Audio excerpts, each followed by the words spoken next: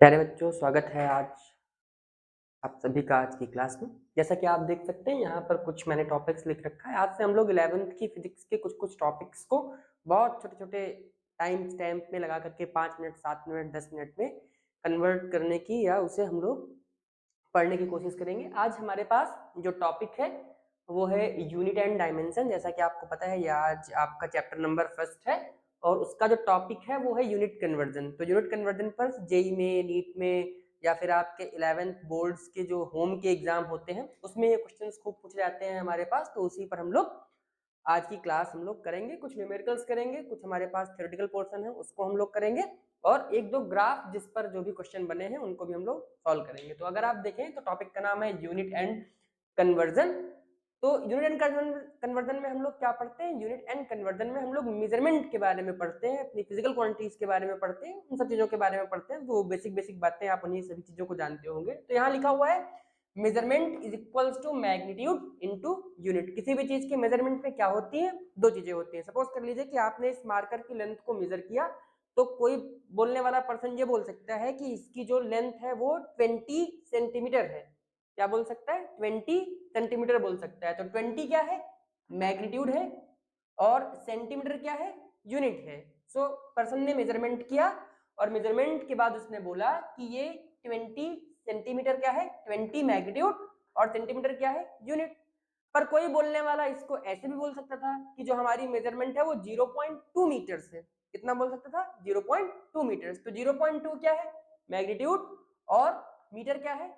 Unit है। तो किसी भी चीज के मेजरमेंट में दो चीजें होती हैं, एक आपका मैग्नीट्यूड, दूसरा आपके पास यूनिट। लेकिन क्या अगर मैं आपसे पूछूं कि 20 सेंटीमीटर और आपका 0.2 मीटर क्या अलग अलग है या एक ही चीज है? तो आप कहोगे एक ही चीज है। किसी ने सेंटीमीटर में बोला, किसी ने मीटर में बोला। तो इसका मतलब ये हुआ कि मेरा मेजरमेंट जो मैंने किया है वो कांस्टेंट रहेगा। बस क्या चीजें चेंज हो जाएंगी? मेरा मैग्नीट्यूड चेंज हो जाएगा और मेरी यूनिट चेंज हो जाएगी। जैसे मैंने लिखा एग्जांपल के लिए कि 20 मेरे पास सेंटीमीटर है या फिर 0.2 क्या है मेरे पास? मीटर है। तो दोनों मेजरमेंट क्या है? सेम है। आपको पता है कि हमारे पास जो 100 सेंटीमीटर होता है, 100 सेंटीमीटर वो किसके बराबर होता है? 100 सेंटीमीटर इज इक्वल्स टू मेरे पास होता है 1 मीटर के। तो आपके पास 1 सेंटीमीटर किसके बराबर होगा? 1 सेंटीमीटर आपके पास बराबर हो जाएगा 1 अपॉन में 100 मीटर के। तो आपके पास 20 सेंटीमीटर किसके बराबर हो जाएगा? तो ये हो जाएगा 20 centimetre is equals to 20 upon में 100 मीटर के। जीरो से जीरो कैंसिल हो गया। तो ये आपके पास 0.20 सेंटीमीटर किसके बराबर होगा? 20 सेंटीमीटर 0.2 मीटर्स के बराबर होगा। इसका मतलब कि अगर हम लोग यहाँ देखें तो ये दोनों चीजें सेम ही हैं। 0.2 मीटर 20 सेंटीमीटर का क्या होता है? इज इक्वल होता है।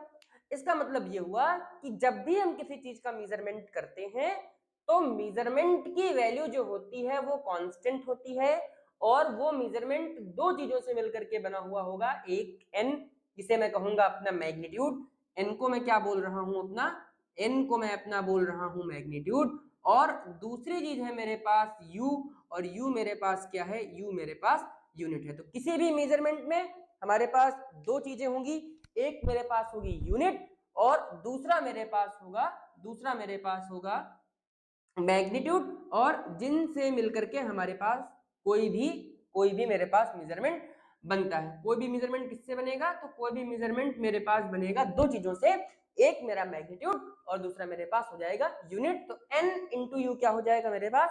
कांस्टेंट। मैंने इस n और u को कांस्टेंट की फॉर्म में कैसे लिखा? n1 u1, यानी कि जो मेरा पहला सिस्टम ऑफ यूनिट्स है उसका मैग्नीट्यूड और उसमें उसकी जो यूनिट है वो मैंने लिखी, इज इक्वल्स टू मेरा सेकेंड सिस्टम का मैग्नीट्यूड और उसकी जो यूनिट है मैंने उसको लिखा। तो ये मेरे पास एक बात निकल करके आई कि measurement is equals to magnitude into unit. Measurement मेरा कांस्टेंट रहेगा, यूनिट मेरी क्या हो सकती है? चेंज हो सकती है। मेरा मैग्नीट्यूड क्या हो सकता है? चेंज हो सकता है। और उसको मैंने एक इस तरीके से लिख लिया, n1 u1 is equals to n2 u2। तो अगर मुझसे ये कहा जाए कि एक आप ग्राफ बना दीजिए n और u का, यानी कि मुझसे कह दिया जाए कि n जो कि मेरे पास मैग्नीट्यूड है, u जो मेरे पास यूनिट है, उसका अगर मुझसे कह दीजिए कि ग्राफ बना दीजिए, तो वो ग्राफ कैसे बनेगा? क्योंकि n इंटू यू का प्रोडक्ट मेरे पास कैसा है? कांस्टेंट है। n इंटू यू का प्रोडक्ट कैसा है? कांस्टेंट है।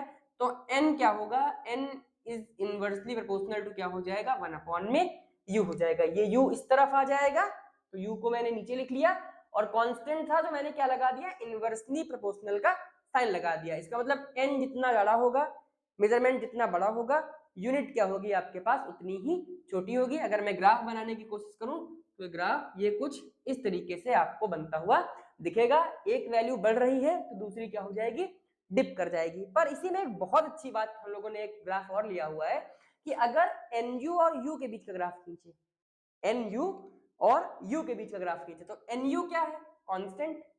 U बढ़ेगा तो NU पर क्या फर्क पड़ेगा, कोई फर्क नहीं पड़ेगा, क्योंकि NU क्या है मेरे पास, कांस्टेंट। सो अगर मैं U की वैल्यू को इंक्रीज करता हूं तो मेरा NU क्या रहेगा, NU मेरे पास रहेगा कांस्टेंट। उसी की तरीके से अगर मुझसे तीसरा ग्राफ पूछा जाए वो ये कि NU और N का एक ग्राफ बना दीजिए, NU और N का। सो मैग्नीट्यूड बढ़ने से NU पर क्या फर्क पड़ेगा, कोई फर्क नहीं पड़ेगा। सो मेरा NU अगेन फिर से क्या रहेगा मेरे पास, NU मेरे पास फिर से क्या हो जाएगा, कांस्टेंट हो जाएगा। तो अभी तक हम लोगों ने क्या बातें समझी, अभी तक हम लोगों ने ये बातें समझी कि मेरे पास किसी भी मेजरमेंट के लिए दो चीजें होती हैं, एक होता है मेरे पास मैग्नीट्यूड, दूसरा होता है मेरे पास यूनिट। मैंने मैग्नीट्यूड को लिखा n से, यूनिट को लिखा u से, और इनका प्रोडक्ट क्या होगा, कांस्टेंट होगा। उसको मैंने लिखा n1 into u1 is equals to n2 into u2 से। n मेरे पास मैग्नीट्यूड है, u मेरे पास क्या है, यूनिट है, और इनका प्रोडक्ट हमेशा क्या होगा, कांस्टेंट होगा। मैंने ग्राफ बना करके देखा n और u के बीच का graph, so n is inversely proportional to u। तो जैसे जैसे n बढ़ेगा u क्या करेगा, कम होगा। मैंने nu और n के बीच का ग्राफ देखा, सो nu कांस्टेंट है, अगर मैं u बढ़ाऊंगा तो nu पर कोई फर्क नहीं पड़ेगा, ये कांस्टेंट रहेगा। उसी तरीके से मैंने u और nu का ग्राफ बनाया तो वो भी क्या रहेगा मेरे पास, कांस्टेंट रहेगा। न्यूमेरिकल्स पर हम लोग आ जाते हैं। मेरे पास 3 न्यूमेरिकल्स लिखे हुए हैं। पहला न्यूमेरिकल मुझे दिया गया है, convert 50 metre per second to CGS, ये मुझे दिया गया है। तो मैं इसी फार्मूले का यूज कर लेता हूँ, which is n into u is equals to constant, या फिर n1 u1 is equals to n2 into u2। n1 u1 is equals to n2 u2 से हम लोग इस क्वेश्चन को सॉल्व करने की कोशिश हम लोग कर रहे हैं। n1 की वैल्यू जरा देखिए कितनी दी गई है, 50।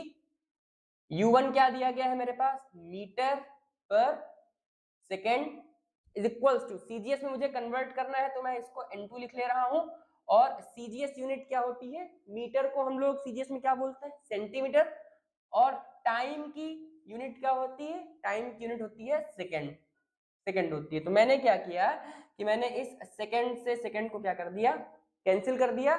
मुझे मीटर को कन्वर्ट करना है सेंटीमीटर में, क्योंकि मुझे कहाँ कन्वर्ट करना है, ये है SI यूनिट, या इसे हम लोग MKS भी बोल सकते हैं। तो ये SI किस में कन्वर्ट होगा, CGS में। उसके लिए मुझे क्या करना पड़ेगा, इस मीटर को कन्वर्ट करना होगा सेंटीमीटर में। तो मुझे क्या पता है, या हम लोग क्या जानते हैं कि 1 मीटर इज इक्वल्स टू क्या होता है, 100 centimetre. 1 metre is equals to 100 centimetre. 50 into 100 centimetre is equals to n2 into centimetre. तो यहाँ मेरे पास सेंटीमीटर से सेंटीमीटर क्या हो जाएगा, कैंसिल। तो n2 हो जाएगा मेरे पास 5000 सेंटीमीटर के इज इक्वल। n2 किसके बराबर हो जाएगा, n2 मेरे पास 5000 सेंटीमीटर के बराबर हो जाएगा। ये इसका सोल्यूशन हो गया। अगर हम लोग दूसरे क्वेश्चन की बात करें जो बहुत ही पूछा जाता है, वो ये कि convert 1 newton into dyne. Similar formula हम लोग यूज करेंगे, n1 u1 is equals to n2 into u2।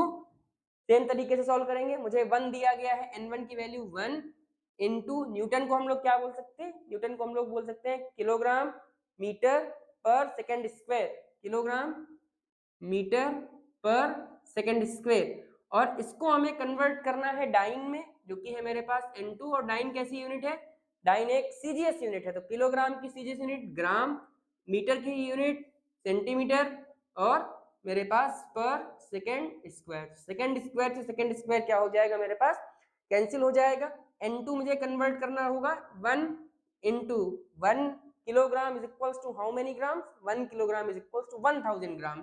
तो हो जाएगा 10 to the power 3 grams. Into metre की बात करें तो 10 to the power 2 centimetre is equals to n2 into gram into centimetre. तो ग्राम से आपके पास ग्राम कैंसिल, सेंटीमीटर से आपके पास सेंटीमीटर कैंसिल।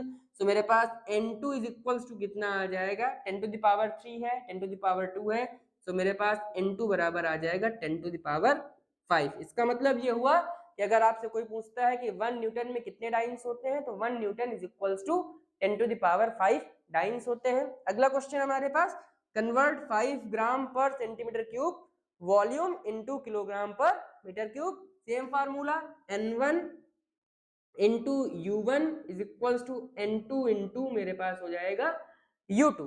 सो N1 की वैल्यू मेरे पास है 5 और मेरे पास U1 की वैल्यू है ग्राम पर सेंटीमीटर क्यूब।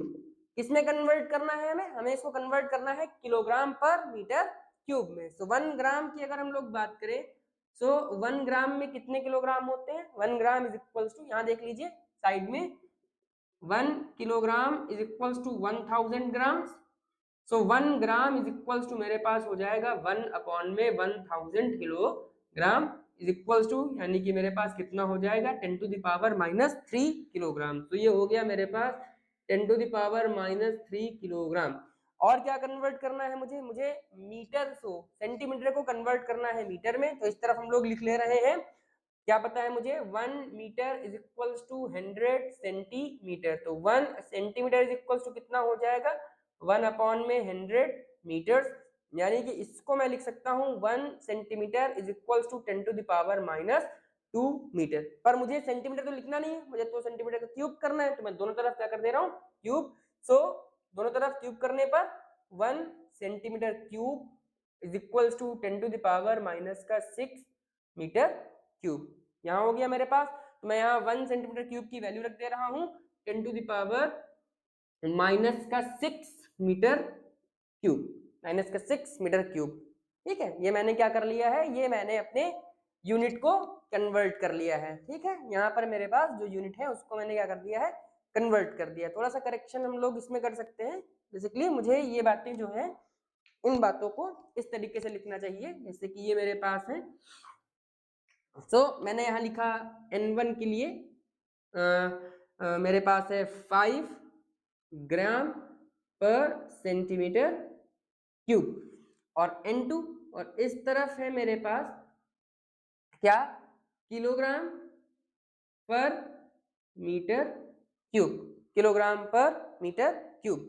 तो इस ग्राम को मैं क्या लिख सकता हूँ, how many kilogram, 5 into 10 to the power -3 kilogram, upon में सेंटीमीटर क्यूब को 10 to the power -6 metre cube is equals to N2 into kilogram per metre cube. Kilogram से किलोग्राम कैंसिल, मीटर क्यूब से आपके पास मीटर क्यूब कैंसिल, तो आपके पास हो जाएगा N2 is equals to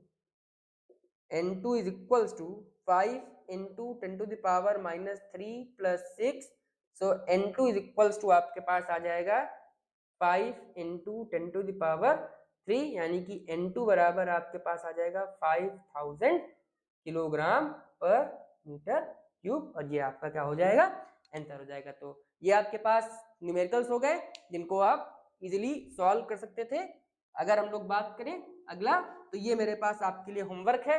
homework में आप मुझे बताएं कन्वर्ट करके कि आपके पास 1 जो कन्वर्ट करना है आपको 1 जूल इंटू अर्ग, यानी कि आपको कन्वर्ट करके बताना है कि 1 जूल कितने अर्ग के बराबर होता है। थैंक यू, आज की क्लास के लिए धन्यवाद।